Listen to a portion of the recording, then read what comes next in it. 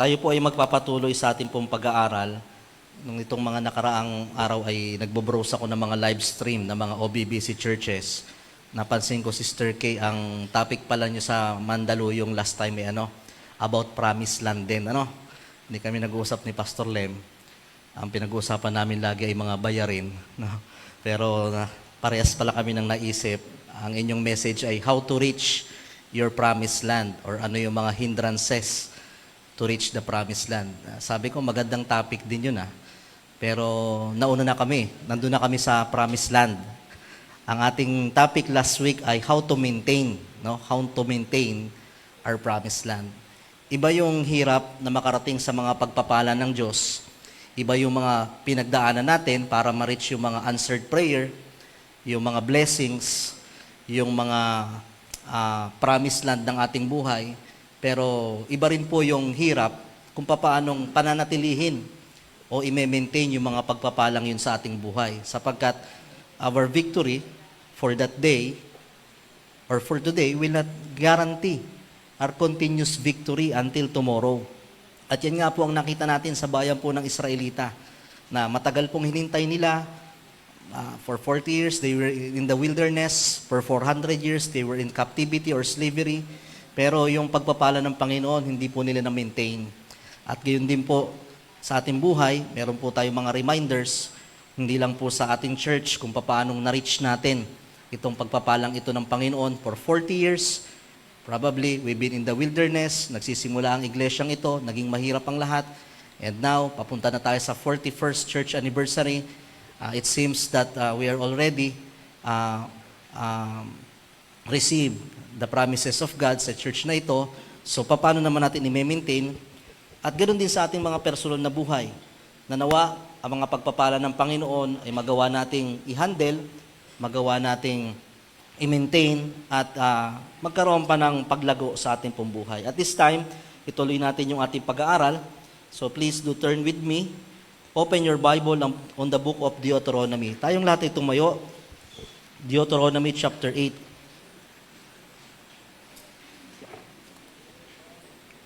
Deuteronomy chapter 8, and let's read verse 2, I think, until verse 10. Verse 2 until verse 10. Deuteronomy chapter 8, verse 2. Babasahin ko po sa wikang Tagalog, subaybayan niyo po sa English. Ganito po ang nasasabi. Deuteronomy chapter 2. Alalahanin niyo kung papaano niya kayo pinatnubayan sa ilang sa loob ng 40 taon upang matuto kayong magpakumbaba. Sinubok niya kayo kung susundin ninyo siya. Tinuruan nga kayong magpakumbaba. Ginutom niya kayo bago binigyan ng mana. Isang pagkaing hindi niyo kilala ni ng inyong mga ninuno. Ginawa niya ito upang ipaunawa sa inyo na ang tao hindi lang sa tinapay na bubuhay, kundi sa bawat salitang nagmumula sa bibig ni Yahweh. Sa loob ng 40 taon, hindi nasira ang inyong kasuutan, ni hindi namaga ang inyong mga paa sa kalalakad. Itanim ninyo sa inyong isipan na kayo'y dinidisiplina ni Yahweh na inyong Diyos, gaya ng pagdidisiplina ng isang ama sa kanyang anak. Verse 6, kaya't matakot kayo sa kanya at sundin ang kanyang mga utos. Sapagkat kayo'y dadalhin niya sa isang mainam na lupaing sagana sa tubig, maraming batis at bukal na umaagos sa mga burol at mga kapatagan. Sagana rin doon sa trigo, sebada, ubas, igos, bunga ng punong granada, olibo, at pulot. Okay, medyo na-intriga lang ako. Ano sa English yung punong granada dyan? Pomegranate pala. Okay. Okay, punong granada, pomegranate. Doon ay hindi kayo magkukulang ng pagkain o anumang pangangailangan. Ang mga bato roon ay makukunan ng bakal at makukunan ng mga tanso ang mga burol. And on verse 10, mabubusog kayo roon, pero hindi lang basta mabubusog, at pupurihin nyo si Yahweh na inyong Diyos dahil sa masaganang lupaing ibinigay niya sa inyo. Last week, we talk about how to maintain our promised land. Ngayon naman, balikan natin ang kasaysayan. Paano natin naabot ang lumang pangako o mga pagpapala ng Panginoon, remembering our journey to the promised land. Let us go to the Lord in prayer. Tayo po'y manalangin. Ama namin Diyos, sa araw pong ito, kami po ay nagpapasalamat. Lord, 1 week to go before our 41st church anniversary. Lord, kami po ay nagpupuri sa inyo, nagpapasalamat. Yung celebration namin, maiksi lang. Pero Lord, yung journey na tinahak po ng church na ito for more than 40 years, hindi po madali. Nasukat niyo ang aming pananampalataya, ang aming pagtsatsaga, ang aming pagtutulungan. Kaya Lord, salamat Panginoon sapagkat may mga delays man sa inyong mga pangako. Pero hindi ito denial. For whatever you have promised, it will come to pass. Ang pangako niyo, Panginoon, ay hindi mababalik. Salamat, Panginoon, sapagkat yung pangako na sa gawain ng Diyos, may mga hirap, may mga pagsubok. Hindi lang, Panginoon, yun ang pangako, kundi may pangako din na may pagpapalang naghihintay. May mga pagkakataon na itinatama nyo, inaayos nyo. Ganon din sa aming buhay, Panginoon. Tulungan niyo po kami kung sa ngayon kami man ay nanatili pa rin tulad ng Ehipto, tulad ng mga Israelita sa pangunguna ng Ehipto. We felt that we're still under slavery, or probably we are crossing the Red Sea, or probably we are on our long journey of the wilderness struggle. Hindi po namin, Panginoon, dumating yung panahon na pagpalain niyo po ang aming buhay. Tulad po ng aming nabasa sa Gana, na kung saan hindi ganun ang pag-alala. Kayo pa man, tulungan niyo po kami. Tulad din ang paalala. Do not forget the Lord thy God. Ang dami nahayaan na mga pagpapalang ito ay maging dahilan upang kami makaligtas. Lord, sa iglesia nito, ano pa kaya ang dahilan upang hindi kami magtapas? Ano pa kaya ang dahilan upang hindi kami makalimot? Upang kami makalimot? Kaya Lord, dito na kami magpapala. Help us to maintain. And as we continue our study, tulungan niyo rin po kami alalahanin kung paano kami nakarating dito. At mas papahalagan po namin ang mga pagpapala sa amin. Muli, sa araw pong ito, samahan niyo po kami. Pagpalain yung bawat gawain. Kausapin niyo po kami, challenge us. Ito po ang aming dalangin sa matamis na pangalan ni Jesus. Amen and amen. Please be seated. Remembering the journey. May isang kataga, sabi po doon, it's not just about the destination that matters, but the journey. Hindi lang po yung nakarating ka, hindi lang po yung mga pictures ng magagandang lugar na napuntahan mo, kundi pa paano ka nakarating doon. Iba usually, pag tayo may mga pinupuntahan, ang nakikita na lang natin yung destination, ay, ang ganda pala dyan, ang dami palang magaganda dyan, may mga ganito palang mga lugar dyan, ang sarap ng pagkain. Pero hindi lang nilang alam kung ano ang nangyari sa journey.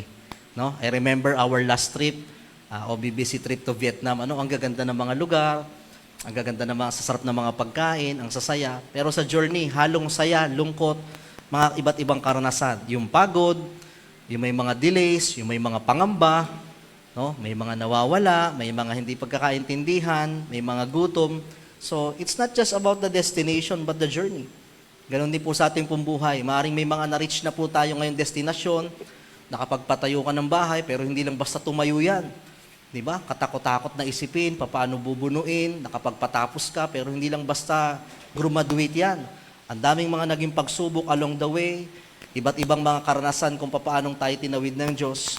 At gayon din naman po sa ating church, inaalala po natin, kung ano man ang nakikita nating pagpapala sa ngayon, this is not just about the destination, but we are remembering the journey.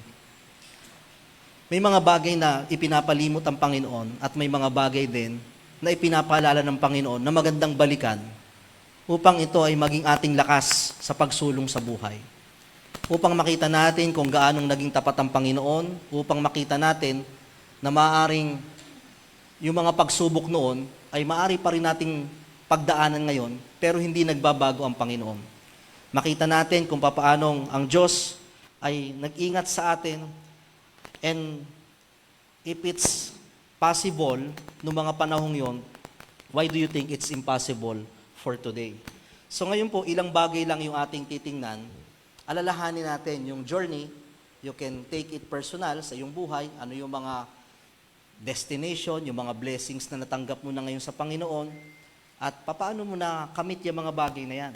At gayon din naman sa ating church, mag-reflect tayo, remembering the journey of our 41st church anniversary, or remembering the journey of our promised land. So number 1, let us remember the provision of God. Balikan natin kung paanong nag-sustain, balikan natin kung paanong nagbigay ang Diyos, kung paanong itinawid tayo ng Diyos sa lahat ng ating pangangailangan.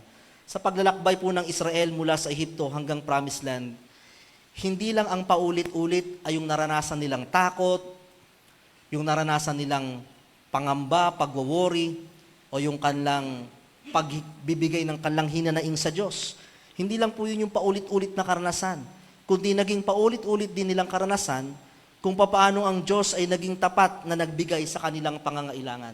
Dahil sa bawat kanilang panalangin, sa bawat iyak, sa bawat pag-alala nila, ito'y tinutumbasan ng provision ng Diyos, ng mga pagpapala ng Diyos upang sila ay makarating sa Promised Land.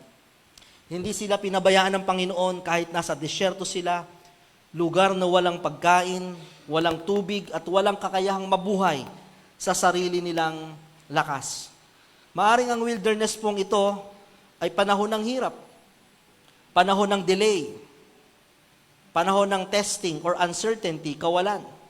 Ganon din sa ating buhay, may mga pagkakataon na dumating talaga tayo sa panahon ng mahirap, panahon ng delay, na hindi mo alam kung kailan ka magkakatrabaho, kung kailan dadating ang blessing na ito, kailan sasagutin ng Diyos ang prayer mo, panahon ng testing na sinusubo ka ng Diyos, panahon ng uncertainty na hindi mo alam kung saan tutungo ang inyong buhay, walang destination.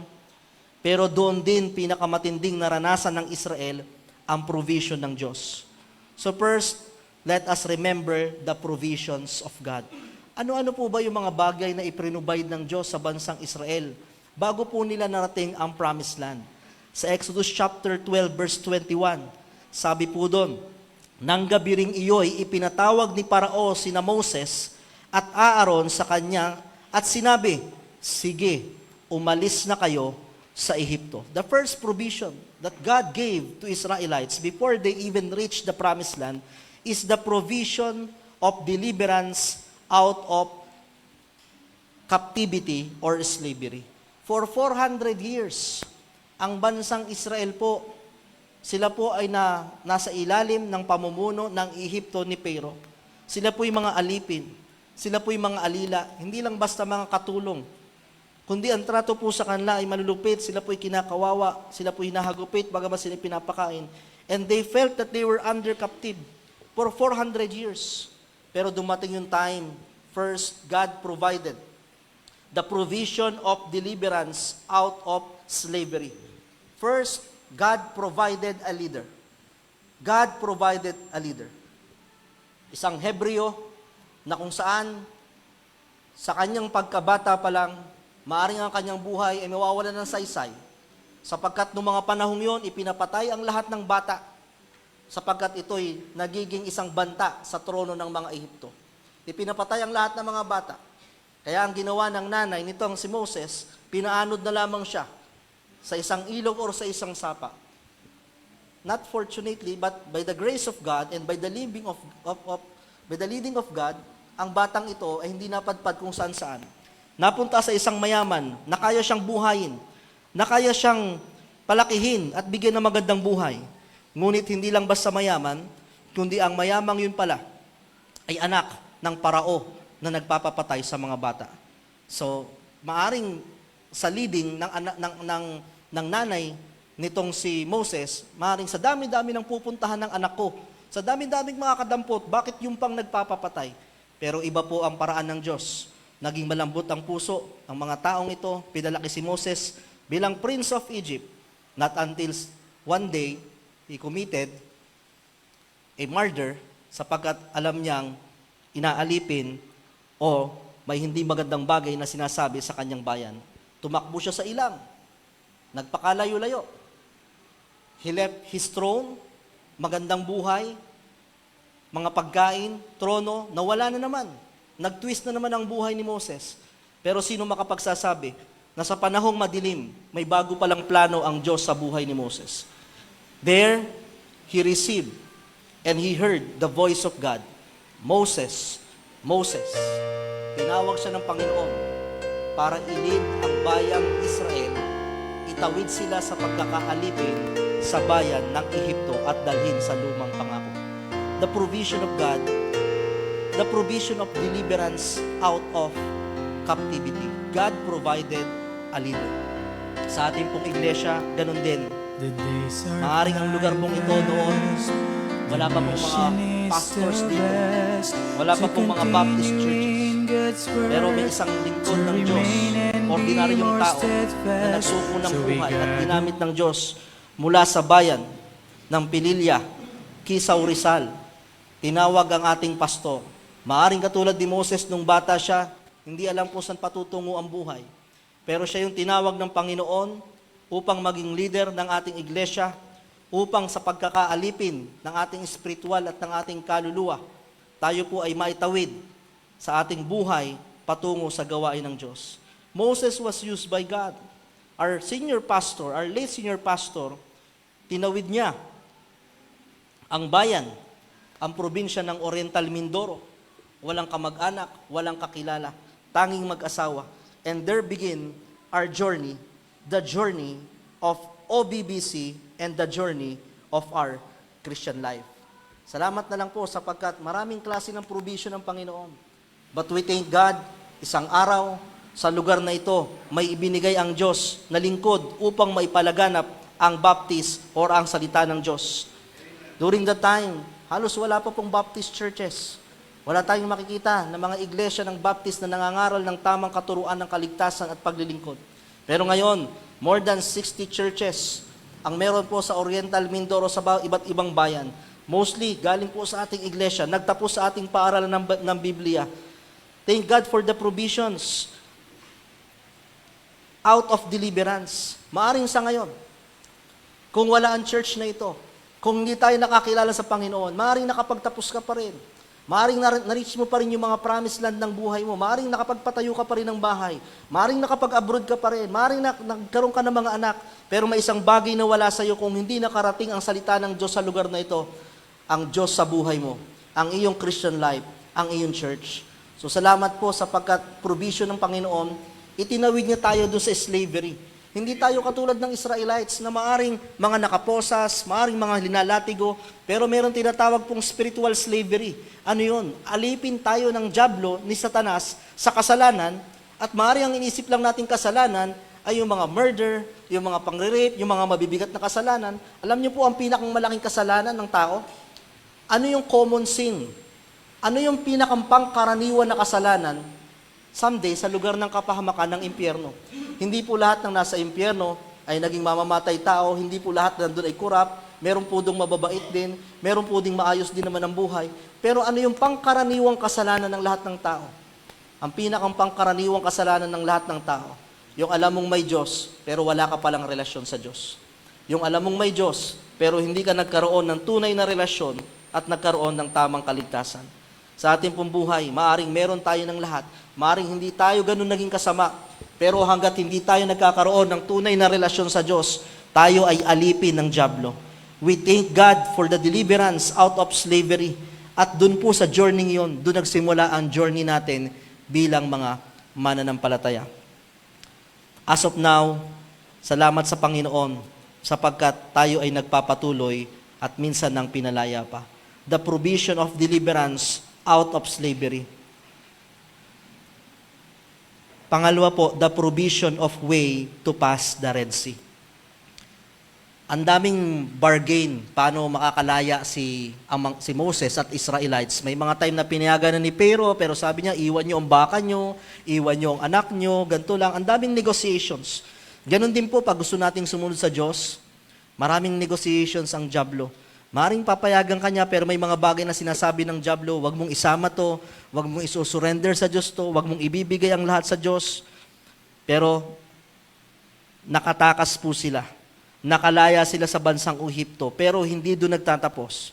In Exodus chapter 14 verse 6, "But lift thou up thy rod and stretch out thine hand over the sea, and divide it. And the children of Israel shall go on the dry ground through the midst of the sea." Habang sila po ay papalayo na, akala nila sila ay pinatakas na, akala ko ba pinayagan na sila ni pero nagbago na naman ang isip ni hinabol sila ng chariots, thousands of soldiers, na kung saan wala namang laban ng mga Israelita. Maaring sila po yung unang nakalabas sa gate of Egypt. Maaring sila tuwan-tuwa. Finally, nandiyan ang pangako ng Diyos. Meron daw promised land. Makakalaya na kami. Magkakaroon kami ng sariling bansa. Maayos na ang lahat. Not knowing na pagkalabas pa lang nila, magsisimula na ang matinding problema. Hinabol sila ng mga chariots. Sila po ay tumakbo hanggang sa narating nila ang Red Sea. At sa kanilang tagiliran ay mga kabundukan. Sa likod nila, thousands of armies. Sa harap naman nila ay dagat.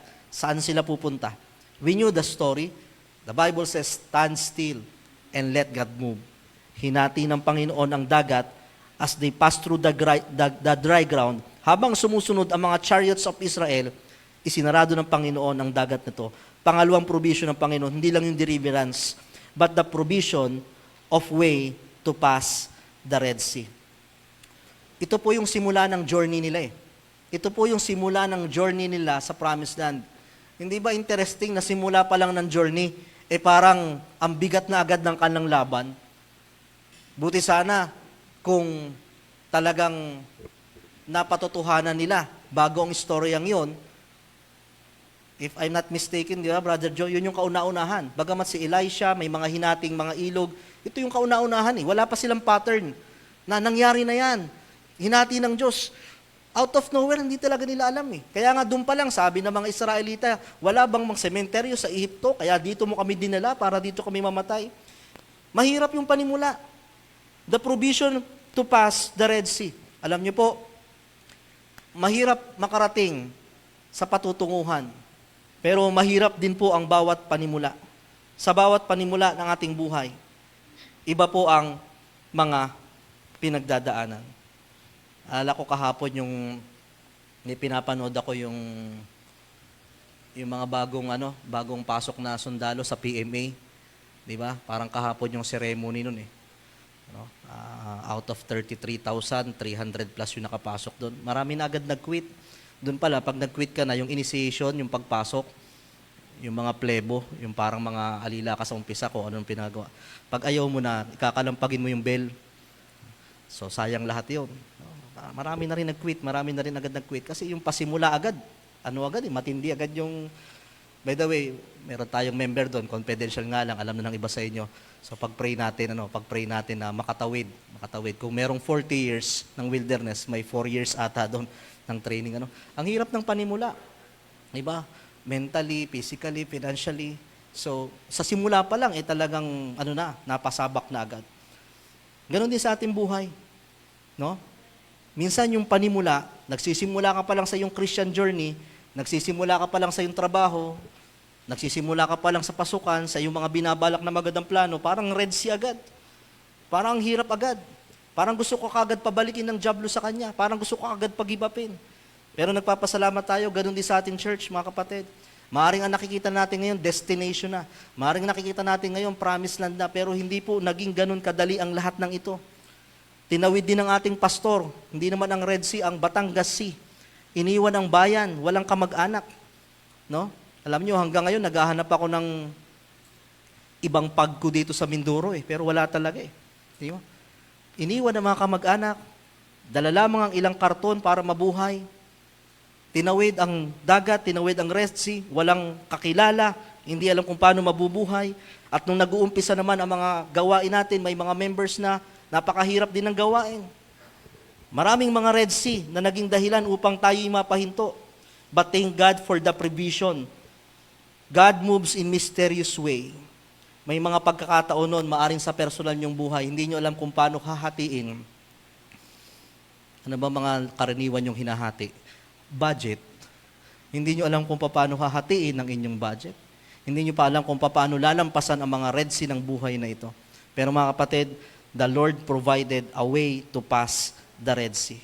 At kung tayo sa Red Sea pa lang sumuko na, wala tayong tinatamasang promised land ngayon, wala tayong tinapasang kaligayahan ngayon. At maaring sa buhay mo, maaring bago ka palang lumalaya, sumusubok kang lumaya kung ano mang problema yan, financial man yan, physical yan, maaring may Red Sea na humahad lang sa'yo ngayon. But the Bible says, stand still and let God move. Pwede kang bumalik. Pero alam nyo, kung bumalik sila, maaring hindi sila namatay. Pero habang buhay pa rin silang alipin. Pero ang nakita ng Panginoon, meron akong pamamaraan. The Lord provided a way to pass the Red Sea. Pangatlong bagay na provide ng Panginoon, the provision of water for thirst and manna for food. Nakatawid na po sila. So nung nakatawid sila, alam niyo yung emotions ng mga Israelites, parang tayo, no?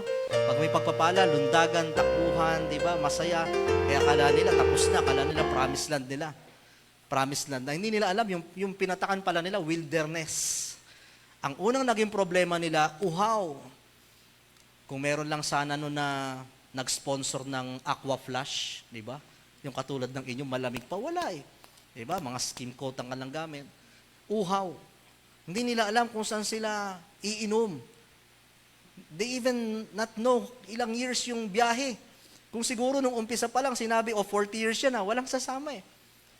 Nauhaw sila. Meron silang nadaanan doon isang bayan. Ang pangalan ng bayan ay Mara. When we say Mara, bitter. Ang mga tubig doon ay mapapait. Walang nabubuhay doon. Barren. May tubig nga pero mapait naman sa disyerto. Unang-una, saan sa disyerto kukuha ng tubig? Meron nga nakitang tubig, mapait naman. But the Lord turned that bitter water to sweet water. On the second time, nauhaw na naman sila. May nakuhang bato si Moses. Hinampas ang bato, nagkaroon ng bukal. Hindi nila alam kung saan sila kakain. Siguro yung mga dala nila sa kanilang kamelyo, sapat lamang pang 1 linggo, pang 2 linggo, nauubos na. Hindi nila alam kung saan sila kakain. Paano sila kakain? Wala naman ditong mga trigo, walang barley, walang sakahan, walang tupa, walang ano. Naubos lang lahat. Pero alam nyo, manna fell from the sky. May mga tinapay, pagkain, na mula sa langit, na pumatak sa lupa. At nung dinampot nila, ang sabi nila, what is it? Manna. Ibig sabihin, ano itong bagay na ito? Hindi namin alam. Hindi namin alam kung saan nanggaling. Hindi namin alam kung papaano. Pero pinakain kami ng Diyos noong mga panahong yon. What is it? Ang Diyos ang araw-araw na nag-provide sa kanilang pangangailangan. Ganon din sa ating buhay. May mga manna moments tayo. Ano yung manna moments? What is it? Ano to? Saan galing tong blessing na ito? Or what is it for today? Anong meron kami? Anong kakain namin? How are we going to survive? Pagtingin mo sa iyong paligid, tulad nila, walang baka, walang trigo, tinignan mo ang katabi mo, ubos na rin ang pagkain, wala na ring bitbit. May mga moments sa buhay natin na hindi natin alam kung papaano. But may mga manna moments, bago pa man tayo tuluyang magutom, bago pa man tayo tuluyang sumuko, ang Diyos nagpapapatak ng mana sa ating buhay. Balikan mo yung mga panahon na halos walang-wala ka na. Tinawid ka ng Diyos. Gumamit siya ng tao. In the nick of time, bigla ka nagkatrabaho, may tumulong sa'yo, may nagbigay sa'yo. Yun yung mga moment na hindi lang basta tao, sino man, Diyos ang kumikilos. We thank God. Sabi diyan, the provision of water for thirst and manna for food. Alam nyo, kung kakaiba yung provision ng Diyos. Kung ang ginawang provision ng Diyos doon, may nakita silang sabihin nating sakahan or tanim, hindi naman aabot ng 40 years yun eh. Sabihin natin may naligaw doon, Kuya Manny, na 12 kambing. Ay ang kakain, libo eh. Kahit pa sabihing paramihin, kailan padadami yun. Kakaiba yung provision ng Diyos. Araw-araw, sapat lang sa bawat araw, upang sila ay tustusan. Ganon din sa ating buhay. Bago pa man tayo dumating sa time na maaring nabubuhay na tayo ng pang 1 linggo, 1 buwan, Di ba? Dumating tayo sa time na talagang isang kahig, isang tuka. Alam natin na sa araw na ito kung ano lamang ang dumating. Yan po ang provision ng Diyos. Tulad po ng OBBC, nabuhay tayo sa pananampalataya day by day. Ang provision ng church ng Panginoon sa church na ito. Way back then, nag-umpisa sa wala. Kung mabalikan po natin yung ating record ng church, nag-umpisa ang offering natin na monthly offering 145 pesos. Anong magagawa ng 145 pesos? Hindi natin alam kung next week ba ay makakapagsimula pa uli ng gawain, makakapagbayad pa ba ng kuryente. Financially, pinakita sa atin ng Panginoon yung mana day by day. Ang ating pastor noon, nagsimula po, walang support kahit ano. In fact, tinignan ko yung record, for the first 10 years, ang ating pastor noon nakaka-receive pa lamang ng 3,000 support. Walang support. Ang ating sasakyan, wala tayong mga sasakyan noon. Wala tayong gantong building, wala tayong programa. From tabernacle, palipat-lipat lang ang church natin, parenta-renta. Pero mga kapatid, yun po yung mga panahon na masarap alalahanin. Yun yung mga panahon na kung saan mas naging matibay ang kapit sa Panginoon, mas naging matibay ang panalangin. Nawa kahit na-reach na natin tong promised land, hindi magbabago ang ating panalangin, ang ating pananampalataya at pagtatapat sa ating Panginoon. Sa ating buhay, ganun din. Meron tayong mga personal wilderness that God sustained us from our thirst and from our hunger. May mga mana na ibinigay ng Panginoon. Yung mga pagkakataon na hindi mo alam hanggang sa nakarating ka ngayon. So God provided a water for thirst and manna for our food. Pang-apat na bagay na iprinubide ng Diyos sa bansang Israel before they even reach the promised land, okay, the provision of allied and leaders. The provision of allied and leaders. Hindi po madali sa inyong bahay kung kayo po ay 4, 5 bilang ama, hindi madaling ilid ang 6 na mga anak, pamilya. Kung church, meron tayong 200, hindi po madali. Ang Israel po, libo-libo. Hindi kakayanin ni Moses. Sa pag-uutos pa lamang, sa pag-aayos, sa pag-oorganisa. Kailangan niya ng mga someone na tutulong sa kanya. And there was a time that they've been into a battle between Israel and Amalekites. Nandun po yung meron silang digmaan. At makikita po natin yung prinubide ng Panginoon. Moses, hindi ka nag-iisa. We can see in the picture. While Joshua and his army nakikipagdigmaan doon sa baba, may mga allied siya, may mga kasamaan siya, may mga soldier siya. Si Moses ay nanalangin sa Panginoon at habang nakataas ang kanyang tungkod, nananalo sila. At habang bumababa ang kanyang tungkod, natatalo sila. Pero may mga taong umaalalay. Nandun si Aaron at si Hur upang tuunan ng kanyang kamay at hindi bumagsak. May mga alay, may mga helpers. Ganun din po sa ating church. Nagpapasalamat tayo. The provision, hindi lang yung deliverance, hindi lang yung sustenance. May mga ginamit ang Diyos upang maging katuwang ng inyong Moses, ng inyong pastor sa lugar. Nag-umpisa ang church na ito sa pamumuno natin senior pastor. Walang mga driver, walang mga helper, walang mga worker, walang mga musicians, walang mga preachers. Eventually, dumating yung time na mga attending. At napakapalad po sa provides the grace. We'll keep running in this race. As Jesus coming is approaching, let's set our hearts on fire. While we wait for His return, we will serve. May mga preachers, may mga teachers, may mga naglilinis. Just try to imagine if your pastor, if Moses will do all of those things. Pero ganun po talaga pag nag-uumpisa. Naalala ko nung pag-uumpisa ng gawain sa lugar ng Mandaluyong. Diba? Nung wala pang Pastor Lemden or nandun, pakyaw mo lahat pag ikaw ang pastor. Ikaw maglilinis ng church, ikaw maglilid ng choir, ikaw magbibisitation, ikaw magpipreach, ikaw ang song leader. Ang mahirap nun minsan, ikaw na ang pianista, ikaw pang choir. Paano yun? Diba? Wala walang tao walang katuwang. Diba? Ang hirap pag nag-uumpisa. Pero nakakatuwa rin ang gawain doon, kompleto na rin. May mga allied na rin. May mga members that able and willing to help the ministry. So sa atin po, ganun din. Katulad ni Moses, minsan pagod na. Minsan nangangalay na, hindi lang ang inyong pastor, ang mga leaders. May mga handang umalalay. Na ako muna, pwede mo akong ilagay, pwede mo akong schedule. Financially, physically, Thank God, sapagkat hindi rin po makakarating tayo sa puntong ito kung wala ang alalay ng bawat isa, kung hindi pagtutulungan ng bawat isa. Allied and leaders. Salamat sa church na ito, may mga time na kinukulang tayo. Ilan na sa history ng church natin ang mga naging workers natin.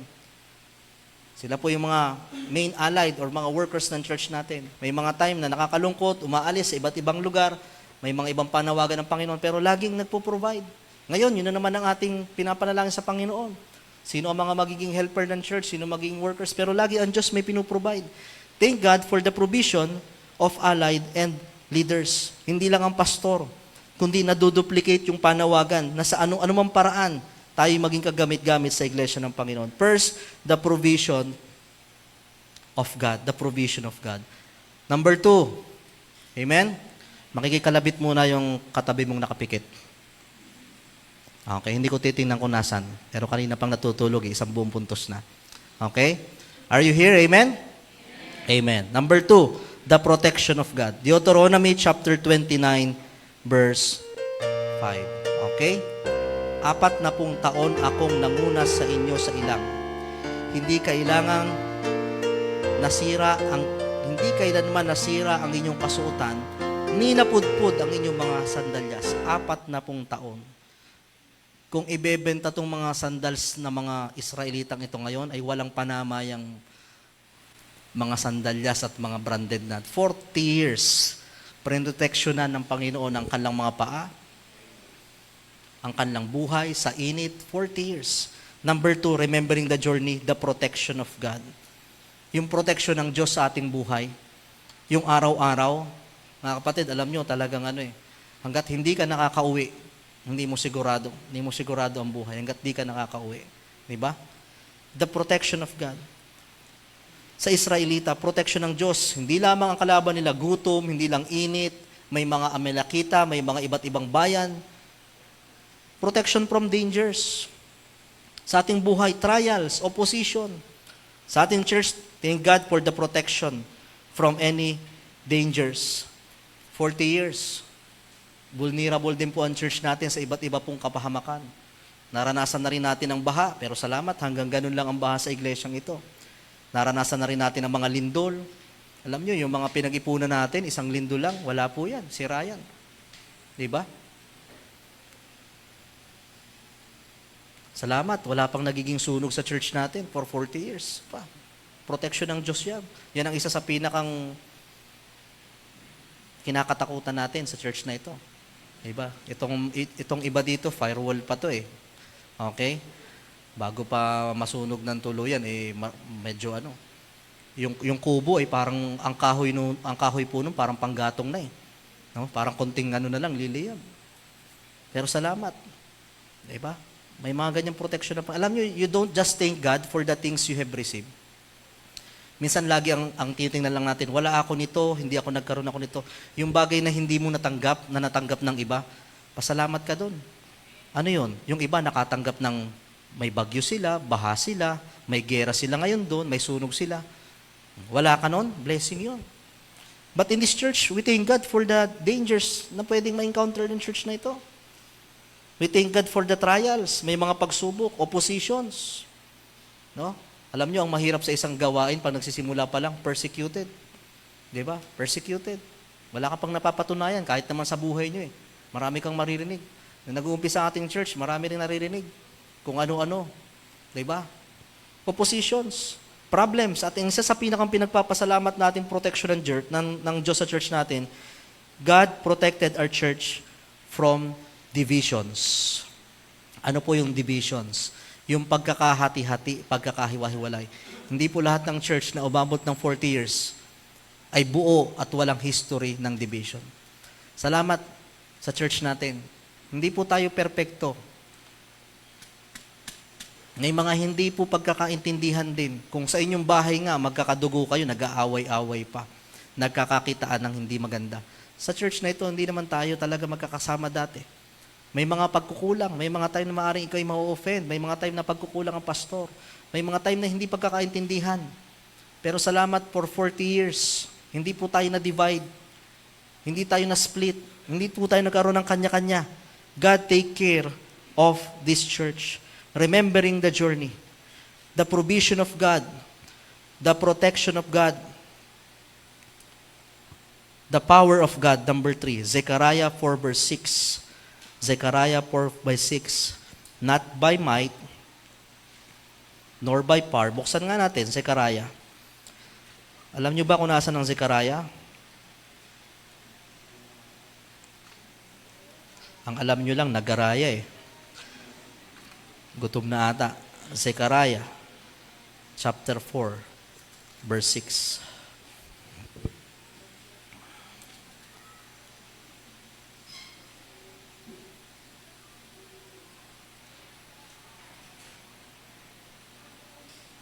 Okay. Sabi po sa wikang English, then he answered and spake unto me, saying, ito po yung nasa templo na, pagtatayo na ng templo, panahon ni Nehemiah. This is the word of the Lord unto Zerubbabel. Nagtatayo kayo ng templo, okay, maganda, wall, meron kayong mga blessing, pero sabi niyan, not by might, nor by power, but by my spirit, saith the Lord.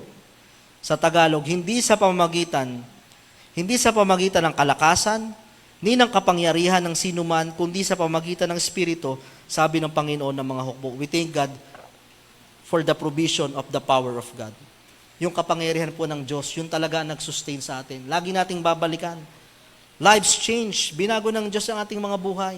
Maring we are not fully glorified, may mga pagkukulang pa rin, pero we can testify. Binago ng Diyos ang ating buhay by the power of God. Soul saved.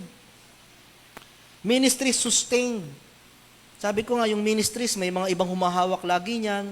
May mga preachers, drivers, may mga nagpapakain, naglilinis, pero pwede namang wala na. Pwedeng matapos na. But for 40 years, our ministries sustained, not just sustained, kundi sumagana pa. Dumami ang ating gawain. Missions multiply. That's the power of God. From one OBBC, we have now 11 churches. Meron pa tayong bagong tayong misyon, ang gawain sa Italy, ang gawain sa Victoria, from 1 to 13, that's the power of God. Hindi lang yun dahil sa pastor, hindi lang dahil may mga allied, may mga nagtulungan. Yan po ay sa patunay na ang Diyos ay nagbigay ng kapangyarihan sa iglesyang ito. Hindi lang po ito sipag at talino lang. Ito ay biyaya mula sa kapangyarihan ng Diyos. We thank God for the power of God, remembering the journey kung paano naging makapangyarihan ang Panginoon sa church na ito. And number 4, the last. Amen? Naantok na eh. Ha? Kani Netflix nyo yan eh. Ka-scroll nyo ng mga reels. Okay? Sikapin natin na kung may natitira man tayong lakas, alam natin pagod tayo sa buong linggo, sikapin nating buhay tayo pagdating sa gawain ng Diyos. Amen? Oh? Sapagkat ito'y panahon ng Panginoon. The patience of God. Last na po ito. Lamentations chapter 3 verse 22. Lamentations chapter 3 verse 22.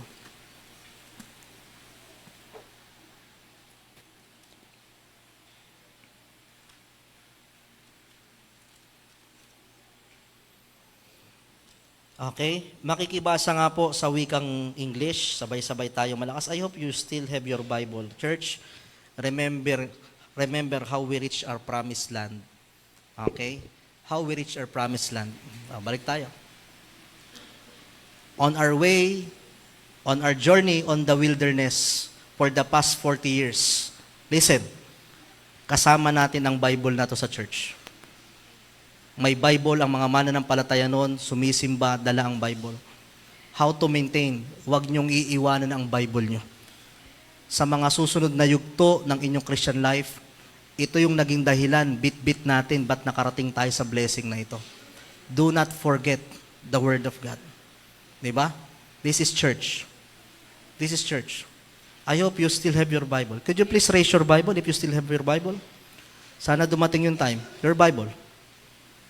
Not cellphone. Okay. Sana sa susunod na mga taon ng church na ito, hindi lang natin bit-bit yung magandang aircon, may building pa rin tayo. Meron pa rin tayong bit-bit na Bible. Sapagkat ito ang naging kapangyarihan ng church natin for the past 40 years. Darating ang time sa mga churches, you will not be hearing members flipping pages. Wala na akong narinig pag sinabi kong turn your Bible. Wala na mga bumubuklat. Umaasa tayo sa mga screen. Sometimes I don't put screen. Pambisita lang yan. Pang malalabo talaga ang mata. This Bible speaks of your personal intimacy with God. New generations, young people, bring your Bible. Diba? Identity mo yan. Pag pupunta ka ng trabaho, merong identity na yun lagi ang dala mo. Pag pupunta ka ng biyahe, merong identity na yun lagi ang dala mo. If you want to be identified that you are going to church and listen the Word of God, you must have your Bible. Amen?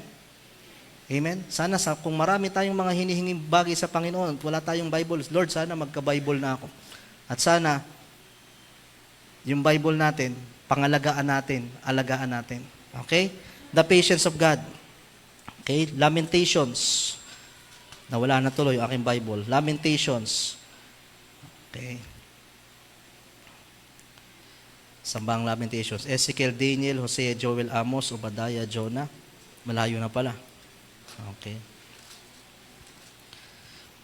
Sabay-sabay po sa verse 22. Ready? Begin.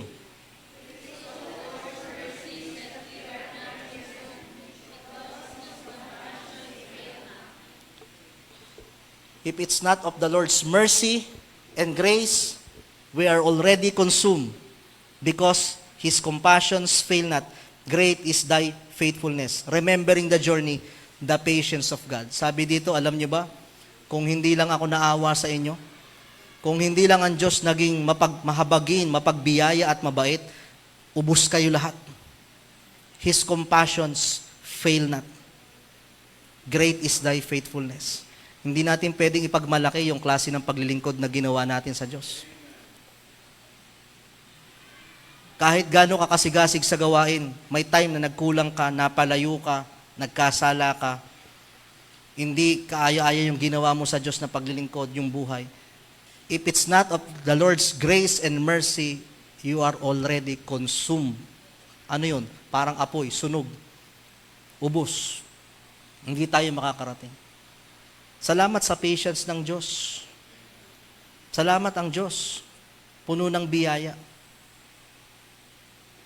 Na hanggang ngayon nakakatayo tayo dito, hanggang ngayon nakapaglilingkod tayo sa Kanya, na hanggang ngayon nakakapagserbisyo tayo. Ibang bagay po yung mercy and grace. Yung mercy, yung forgiveness, pag pinatawad mo ang isang tao, tapos na, at least nagpatawad. Pero yung taong yun, maging best friend mo uli, makasama uling kumakain. Yung level of forgiveness, ibang bagay na nga yun eh. Yung pinatawad na nga, ba't kailangan pa kami uling magsama? Ba't kailangan ko pa uli siyang iba yun eh? Pag sinabing grace, hindi lang pinatawad, binigyan uli ng pagkakataon na makalapit at maging malapit. Alam niyo ba yun, ang grace ng Diyos? Na sa dami ng ating pagkukulang, babalik tayo sa church, di ba? Tatanggapin tayo ng Panginoon, pwede ka na uling lumapit. Pwede ka na uling gamitin ng Diyos. Alam niyo kung ang church lamang ito, hindi puno ng pasensya at habag ng Diyos, wala na makakapasok sa atin dito eh. Wala na makakasambahan. Kung meron mang huling lugar na kung saan tatanggap sa ating mga pagkakamali, pagkakalayo, pagbabackslide or kung ano pa man, church. Laging nandyan ang biyaya ng Panginoon, the patience of God. Kaya nagpapasalamat tayo, if it's not of the Lord's mercy, we are already consumed. His compassions fail not. Great is thy faithfulness. I have still 3, but siguro sa susunod na lang, remembering our journey to the promised land. Bago tayo muling tumingin sa inyong buhay, sa inyong personal, ano yung mga gusto nyo pang marating? Pero bago nyo tingnan yung hinaharap, balikan nyo rin muna yung nakaraan. Ano ang mga nagawa ng Diyos sa inyo? At kung makikita mo kung gaano naging dakila ang Diyos, magkakaroon ka ng lakas ng loob na manampalataya at tumawag sa Kanya. Sapagkat kung nagawa niya noon, kaya pa rin niyang gawin ngayon. It's a matter of faithfulness kung hanggang saan tayo magtitiwala at lalakad ang ating Panginoon. Tayong lahat ay tumayo. Let's pray. Let's pray for our offering. Lord Heavenly Father, salamat Panginoon sa inyong mensahe. as we remember the journey of this church. Lord, wag nyo kaming hayaang maging complacent. Wag nyo kaming hayaang maging relax. O, nandito na kami sa promised land. Tulad ng Israelita. Narating po nila ang promised land pero nagpatumpik-tumpik. Nag-compromise. Ang mga kautusan. Ang klase ng paglilingkod naging mababaw. Lord, that is the danger of our church. That probably we've reached this far. Nagpursige yung mga nag-umpisa. Naging masisipag, naging matatapat. But how about today? Huwag niyo pong hayaan na mawala po itong pagpapala sa aming church na ito. Lord, kung papaanong noon mahirap ang lahat, pero nagagawa naming maglingkod, ngayon pa kaya, anong dahilan? Anong dahilan upang kami ay hindi maging tapat? Huwag niyo po, Panginoon, sanang maging dahilan sa aming buhay. Yung kami ay pinagpala niyo ng trabaho, ng sasakyan, ng bahay, ng pag-aaral. Sana wag maging dahilan yung mga pagpapalang yon upang kami mapalayo sa inyo. Kundi mas gamitin naming motivation at makita namin ang kadakilaan nyo. Lord, we thank you for your provision for this church. Hindi namin maipoprovide ang pangangailangan ng church na ito kung hindi nyo prinobide ang aming pangangailangan. Salamat sa mga members na matatapat, na nagsakripisyo, naging channel of blessing. We thank you, Lord, for your protection. Maraming pwedeng maging kasiraan ng church na ito, ngunit naririto pa rin. We thank you, Lord, for your power that still changed lives, saved souls, sustained our ministries. We thank you, Lord, for your patience. Salamat, Panginoon. Lord, patawarin niyo po kami sa araw na ito. Kung hindi man naging kaayon-ayon ang aming paglilingkod, kung ang tao lang ang titingin, maaring ma-offend, maaring mapuno sa klase ng aming ginagawa. Lord, pero salamat, ang pasensya niyo'y mahaba, ang grace niyo'y mahaba. Lord, patawad sa mga pagkukulang yun. Sana po, Panginoon, bilang kayo ang pinagmumula ng aming lakas, sa tuwing kami ay lalapit sa inyo, may we present our body a living sacrifice, holy and acceptable. Lord, pagkatapos nito, balik buhay na naman kami. Pero kayo ang magsusustain ng aming lakas, ng aming trabaho, ng aming kalakasan, ng aming wisdom. Kaya Lord, wala kaming maipagmamalaki sa konting oras na aming igugugol dito, sa aming mga ibibigay. Pero Lord, salamat sapagkat mahaba ang inyong pasensya sa amin. Sana po, Panginoon, may we not take for granted those grace, those mercy. Hindi po namin kayang tapatan ang inyong kabutihan, pero tulungan nyo kami maging matapat. Lord, sa araw pong ito, sa aming kaloob, kayo po ang mag-provide ng mga pangangailangan ng iglesia. Kung paanong for 40 years na sustain nyo, iba-ibang taong inyong ginamit, iba-ibang mga trabaho, patuloy nyo pong i-sustain. At sana maging channel of blessings din kami. Maging faithful steward. Bless nyo po ang lahat ng ito. Ito po ang aming dalangin. In Jesus' name we pray. Amen and amen.